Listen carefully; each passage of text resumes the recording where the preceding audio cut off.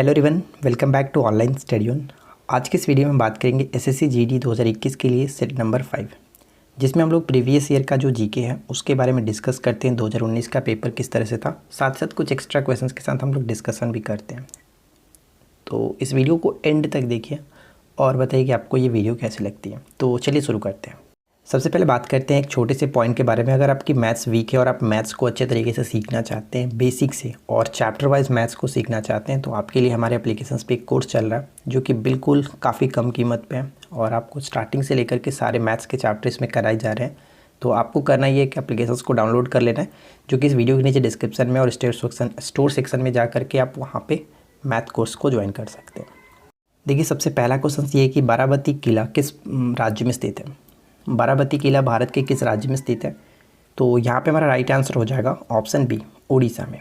ठीक है, अब बात करते हैं कि ये बाराबती जो किला है वो कहाँ पे स्थित है एग्जैक्ट। तो ये कटक में पड़ता है। ठीक है, उड़ीसा का जो शहर है कटक में पड़ता है। साथ ही साथ महानदी के किनारे ये किला बनाया गया। इसका निर्माण ऐसा माना जाता है कि 14वीं शताब्दी में गंग वंश के शासकों ने कराया था। इसको याद रखिएगा।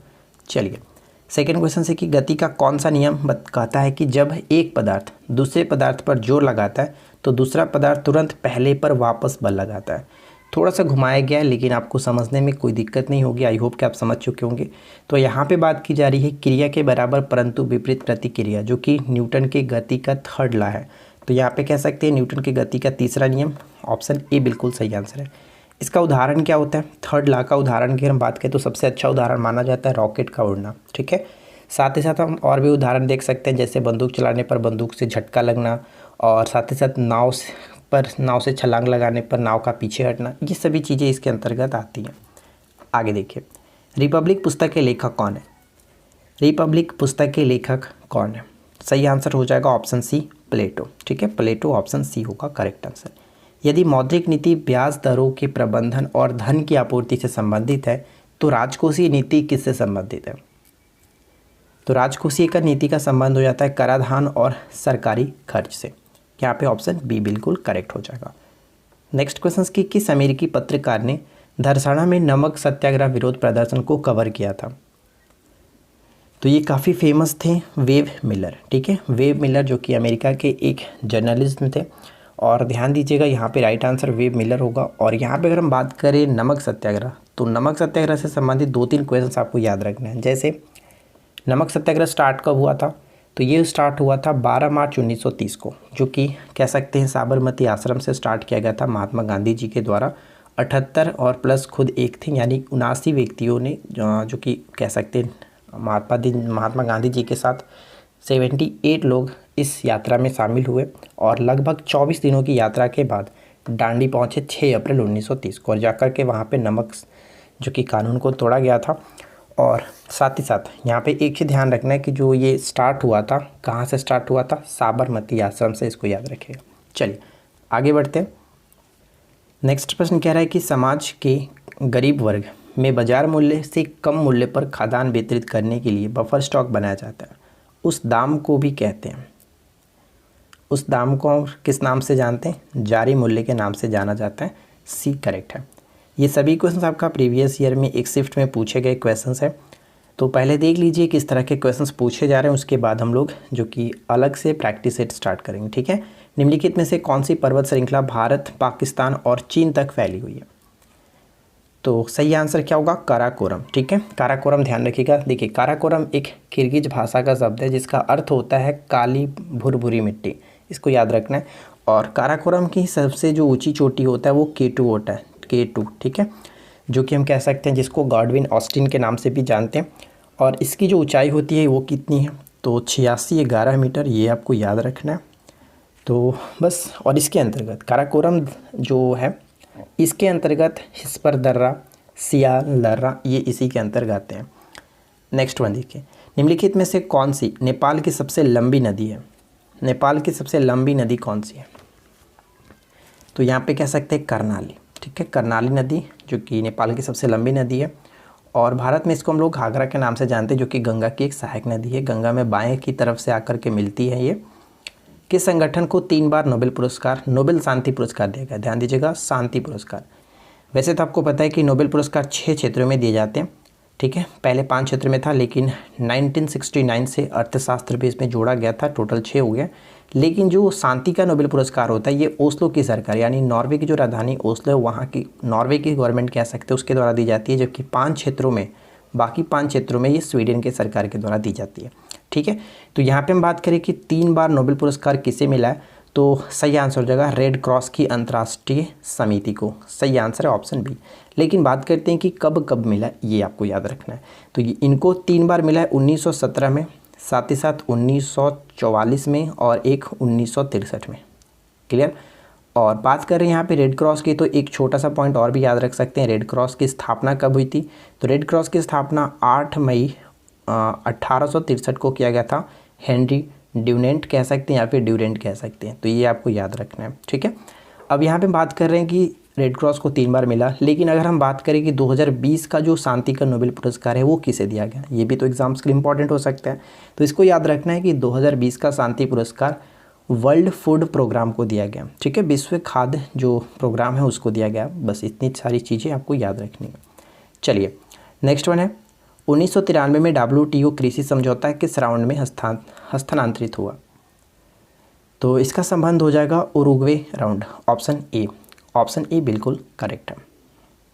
नेक्स्ट प्रश्न है कि निम्नलिखित में से किस खिलाड़ी ने ओलंपिक खेलों में सर्वाधिक पदक जीते, सर्वाधिक पदक ओलंपिक खेलों में। तो यहाँ पे अगर हम बात करें according to option C correct होगा, माइकल फेल्प्स, जो कि अमेरिका के काफ़ी वर्ल्ड फेमस तैराक हैं। और अभी तक अगर हम बात करें कि ओलंपिक के, ठीक है, ओलंपिक में स्वर्ण पदक विजेता की तुलना करें तो सबसे अधिक यानी उन्होंने 23 टोटल गोल्ड मेडल जीते हैं। ठीक है, टोटल 23 गोल्ड मेडल। चलिए, किस वर्ष माता पिता और वरिष्ठ नागरिकों के संरक्षण और कल्याण अधिनियम लागू हुआ था, तो सही आंसर है ऑप्शन सी 2007। 2007 बिल्कुल करेक्ट होगा। मराठा साम्राज्य के संस्थापक राजा शिवाजी को किस स्थान पर छत्रपति के खिताब से सम्मानित किया गया था, छत्रपति के खिताब से सम्मानित इनको कहाँ पे किया गया था, Raigarh. B will be correct answer, Raigarh. भारत सरकार द्वारा संसदीय प्रणाली किस राष्ट्र के संविधान के आधार पर ली गई थी। जितने भी हम लोगों ने अभी पार्ट्स देखे थे, यानी यहाँ ये आपका 5th पार्ट है, सभी पार्ट में आपका ये विदेशी स्रोत से संबंधित क्वेश्चंस पूछे गए हैं, सभी शिफ्ट में पूछे जा रहे हैं। तो मैं आपको हमेशा से रिकमेंड करते आ रहा हूँ कि स्रोत से संबंधित जो आपका टॉपिक है उसको अच्छे तरीके से क्लियर कर लीजिए। तो देखिए, संसदीय प्रणाली जो लिया गया था वो यूनाइटेड किंगडम यानी कि ब्रिटेन से लिया गया। और मैं आपको ऑलरेडी पहले भी कई बार बता चुका हूँ कि ब्रिटेन से कौन कौन सी चीज़ें ली गई है, जैसे संसदीय प्रणाली, एकल नागरिकता, विधि निर्माण प्रक्रिया, द्विसदनीय प्रणाली, ये सभी यूनाइटेड किंगडम से लिए गए।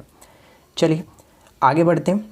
नेक्स्ट प्रश्न कह रहा है कि लोकतंत्रों के संदर्भ में निम्नलिखित अवधारणाओं में से एक सही है जिसे लोकतंत्र ने सफलतापूर्वक समाप्त कर दिया। यहाँ पे राइट आंसर सही होगा राजनीतिक असमानता का विचार, ऑप्शन हम बी को टिक करेंगे। फ्रेंड्स, अगर आपको वीडियो पसंद आए तो प्लीज़ वीडियो को लाइक कर दीजिए, दोस्तों के साथ शेयर कर दीजिए और साथ ही साथ चैनल को सब्सक्राइब नहीं किया तो सब्सक्राइब करके नोटिफिकेशन बिल को ऑन रखिए ताकि इसी तरह की रोज़ाना नई वीडियो आपको मिलती रहे।